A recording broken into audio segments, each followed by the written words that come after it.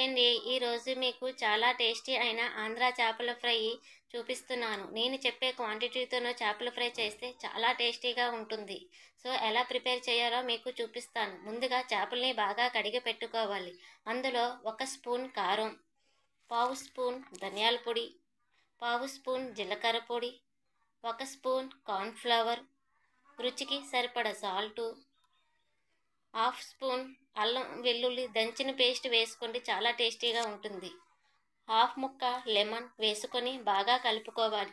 కలిపిన తర్వాత 10-15 నిమిషాలు పక్కన పెట్టుకోవాలి. అలా పెట్టుకున్న తర్వాత ఆయిల్ బాగా వేడెక్కాక అందులో చేపలు వేసుకొని రెండు వైపులా గోల్డ్ కలర్ వచ్చే వరకు డీప్ ఫ్రై చేసుకోవాలి. స్టవ్ అనేది మీడియంలో పెట్టుకోండి, లేదంటే చేపలు హై ఫ్లేమ్లో పెట్టిస్తే చేపలు వేగవగానే మాడిపోతాయి. సో నేను చూపించిన విధంగా చేయండి. ఇలా వేగాక ఒక ప్లేట్లోనికి ట్రాన్స్ఫర్ చేసుకోవాలి. చాలా టేస్టీ అయిన ఆంధ్ర చేపల ఫ్రై రెడీ అయిపోయిందండి. సో మీకు కూడా ట్రై చేయండి.